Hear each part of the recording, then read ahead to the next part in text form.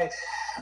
Apologize that things were late, but we are now beginning the Monday, June 28th, 2021 Conservation Commission meeting, which is being conducted remotely. And because of that, we need to read the preamble, which starts pursuant to Governor Baker's March 12th, 2020 order superseding certain provisions of the Open Meeting Law, General Law, Chapter 30A, Paragraph 18. The Governor's March 15th, 2020 order imposing strict limitation on the number of people that may gather in one place, and Section 20 of Chapter 20 of Acts of 2021, signed by the Governor on June 16th, 2021. This meeting of the Norton Conservation Commission will be conducted via remote participation to the greatest extent possible. Specific information and the general guidelines for remote participation by members of the public and or parties with a right and or requirement to attend this meeting can be found at the end of this agenda. Members of the public attending this public hearing / meeting virtually will be allowed to make comments if they wish to do so during the portion of the hearing designated for public comment by raising their hand virtually or pressing *6 if participating by phone. No in-person attendance of members of the public will be permitted, but every effort will be made to ensure that the public can adequately access the proceedings in real time via technological means. In the event that we are unable to do so despite best efforts, we will post on the Norton Cable website an audio or video recording, transcript, or other comprehensive record of the proceeding as soon as possible after the meeting. Tonight, following members are present. Myself, Julian Kadish, is the chairman, Ron O'Reilly, Lisa Carrozza, Dan Doyle, Dan Pearson, and we also have Jennifer Carlino as our conservation director. And Norton Media Center is in the process, I guess, of recording it. So our first item on the agenda is something that's been on several previous meetings, most recently continued on June 14. And there have been some minor difficulties with regard to correcting paperwork, and maybe Jennifer, you can give some additional details. 2 meetings ago, we requested the first page of the application be amended so that it correctly reflects what he requested in his letter. That wasn't done before the last meeting. I reminded the applicant again after the last meeting by email and on the phone. I need to clarify because I think I overlooked identifying this as determination 1109 for Massachusetts Coastal Railroad concerning Massachusetts Coastal Railroad right-of-way. Sorry. Okay, so I still don't have the revised page as of 3 p.m. this afternoon. So he had requested a continuance this morning. So I'll make a motion to continue the public hearing for file number DET 1109 to the July 12th, 2021 meeting. Second. We have a motion made by Lisa, seconded by Dan Pearson. We're going to do a roll call voice vote. I think we can do Lisa and Ron together. Aye. Aye. And now we have Dan Doyle and Dan Pearson. Aye. And I will throw in an aye. The motion carries. Determination number 1109 is continued till July 12th. Our next item on the agenda, notice intent file number 250-1040. Michael Trowbridge of Hutchins Trowbridge concerning 306 to 308 East Main Street. This has been continued multiple times. again, most recently on April 26th. And as I understand it, they don't have any new information submitted and will be requesting an additional continuation. Correct. They asked for a continuance to August 23rd.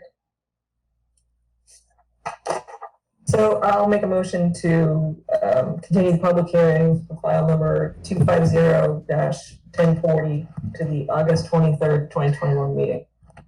Second. That was Dan Pearson that seconded? Yes. Okay, so motion made by Lisa, seconded by Dan Pearson, and just by way of clarification, because this has been continued so many times, the applicant will have to re-advertise this project when they actually are coming forth. So, but currently it's being continued until, I believe it was August 23rd. Did I get that right? Okay. Yes. So again, roll call vote. Lisa and Ron together. Aye. And then we have Dan Doyle and Dan Pearson. Aye. Aye. And I'll throw in an aye. All right, motion carries for continuation of that hearing. And our next item is listed as a 3-year extension for project number file number 250-1017 for Dana Jr., 21 Samoset Street. It looks like there was some additional documentation requested, but still. Correct. We requested And do we don't have a representative of that? 2 meetings ago. We requested it again before this meeting. I haven't received anything as of 3 o'clock today, but it looks like Dana is on the call today. Hi, Dana. Hello. It'd be really helpful if you could answer the questions I gave you in the email a couple of times. Sure. It said, I read it and it said, excuse me, I'm going off of memory on the email right now, but there was no pre-construction meeting, right? So there wasn't one because I haven't done anything on the lot. I haven't been able to do anything there. I was told that I can't do even the driveway or anything until I have a building permit. And I cannot get a building permit until I improve 50 feet of the road up Bignell Street, because this is on a corner lot between Samoset and Bignell. The building inspector is requiring me to pave 50 feet of Bignell Street to recognize that frontage as a grandfathered lot. So I have gone to planning board, I have gone to ZBA, I have obviously gone to the building inspector, I have gone to highway, DPW. None of them can give me any direction or permitting, a path to get any of that permitted. So I have been at a standstill for 3 years now. I'm still waiting for Paul Di Giuseppe to get back to me with the planning board's opinion for the 4th time on how do I get approval to pave 50 feet of Bignell Street. If I can figure that out, or the rest of the town or whoever it is can help me figure that out, then I would have to come back to you either as an amendment to pave that 50 feet or a separate, I don't know if you would do it as a separate filing for simply the road, that 50 feet of road work to be done. But as I understand it, I really can't do anything on the lot until I do that. What I was hoping is that I could incorporate the paving that's needed in this notice of intent, as I've come to find out, and get that portion of the work done. I believe I have the right to pave that portion as far as it's a private road and I have frontage on that private road. So Mass General Law shows that I have the right to do that as far as building in the road, but I do not have the right to do that as far as building in the floodplain. I would need permission from you to do that. So Dana, I would suggest you have your engineer make that amendment request. And if it just, you know, what do you need to do to the road? Do you need to pull up any soil? So I don't believe there's any trees in the way. If there are, they're very minimal. But I would need to pull up, yes, the loam and subsoil, that's about 2 feet, I would guess. Pull it up, coat it with a subgrade of appropriate material for a road, and then pave that 50 feet. I'm not going to have to do any utilities or anything. The sewer and the water is already on Samoset Street. Okay. I don't believe we can do any drainage or drainage structures because we're in the floodplain anyway. There's nowhere to put the water. So there would just be a little crown on the road off to the sides and maybe stone, like a little stone trench on each side of the road. And I don't know how many of you have seen the site, but it's very, very flat. So there's no cut or fill or anything like that. Everything would be back to original grade. Now, one of the things that I noticed in the special conditions that you had is that I have to do the driveway out of pervious material, which is fine, but obviously I can't do that in the roadway. That would have to be bituminous concrete or asphalt. Yeah, okay. I would just say amend your plan to show everything you just described. We Okay. can amend the order of conditions Okay, for you, to do that. But in the meantime, yes, the extension of the permit is appropriate. So okay, we can So- extend the permit, but then you do need to, we'll word it so that it's not really conditional. Yeah, we can just extend the permit and then you come Okay. back in for an amendment just for that road portion. okay, so that makes sense to me, that's fine. The only other question I have is, as far as a building permit can't be issued until the road work is done.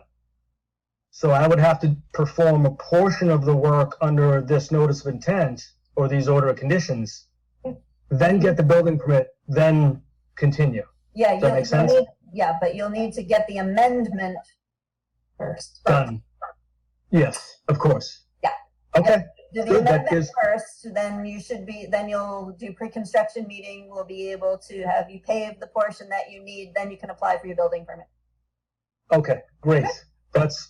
That'd be really helpful. I'll get papers into you with an amended plan. Okay. Is there any form to fill out for an amendment? No, it's just a letter. Describe everything that you just said, and that should also be on the plan, right? With the spot Yeah. grades and the depth, the detail that you need for the roadway. Correct. Make sure Okay. all of that is on the plan, and then just put it in a letter, and then we can Couple. do that amendment. It does go back before the Conservation Commission as a public hearing, so you just have to notify the abutters and do the legal notice again. Okay, I forget, it's been so long. Do I get the butters list from you or from No, the assessors? Assessors. Okay. All right, I now have direction. As far as the 3-year extension, 3 year. can I count on that happening? Because I have to do it 1 month. Well, I guess I already requested it 30 days before the end of it. Yeah, Yeah, no, that's okay. we're going to be entertaining that motion very shortly, and it sounds like a 3-year extension is appropriate. So I think unless there's further discussion among anyone, we can consider that motion. Okay. Okay, thank you. So I make a motion to issue a 3-year extension for DEP file number 250-1017. Second. Second. And we have a motion made by Lisa, seconded, I think Dan Pearson eased out the second there. And again, and that's for a 3-year extension of file number 250-1017. Again, roll call voice vote. We'll do Lisa and Ron first. Aye. Aye. And then Dan Doyle, then Dan Pearson.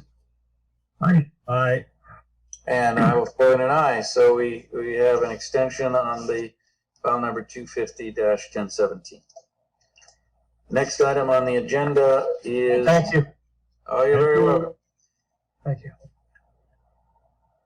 Next item on the agenda is a full certificate of compliance for DEP file number 250-0988 for an amended order of conditions concerning 183 Taunton Avenue. And I guess there are a couple of bumps in the road, unfortunately, because we lost our administrative assistant this week.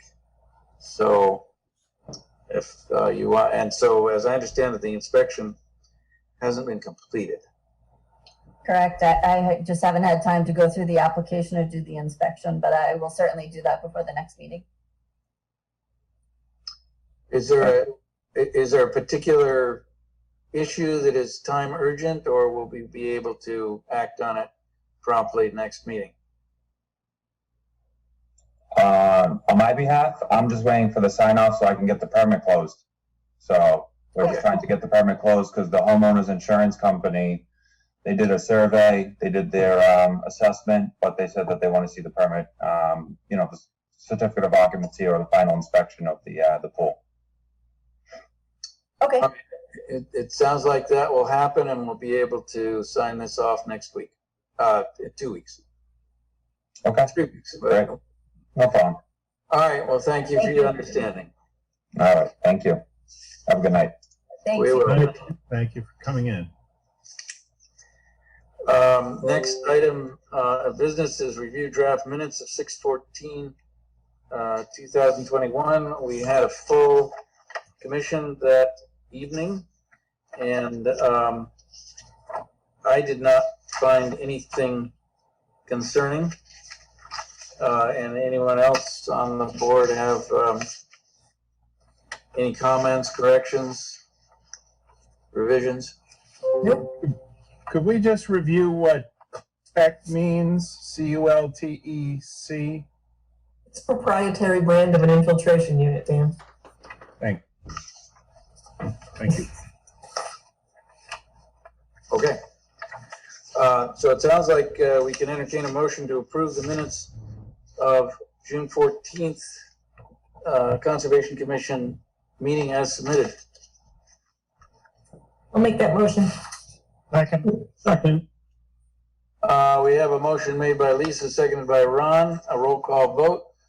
Ron and Lisa. Aye. Aye.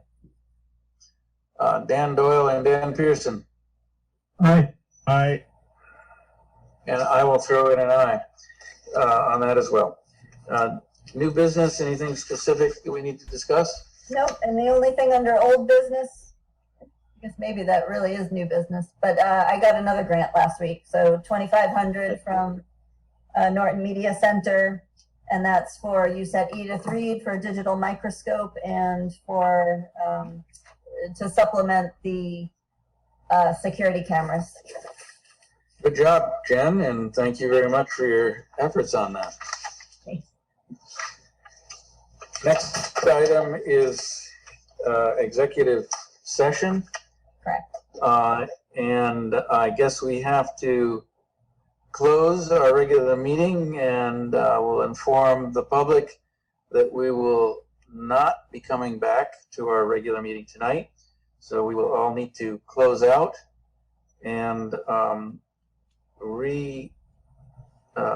enter a meeting through a different Zoom link. Any questions? And if not, we can entertain a motion to adjourn from our regular meeting of 6/28/21. I'll make the motion to adjourn our June 28th, 2021 meeting, Conservation Commission meeting. Second. Motion made by Dan Doyle, seconded by Dan Pearson. And a roll call vote, Ron and Dan Pearson. How do you vote? Aye. Dan Doyle and Lisa. Aye. Aye. And I will throw in an aye. And for all of those on this meeting, we're going to sign off and rejoin on the different Zoom link for the executive session meeting. Thank you.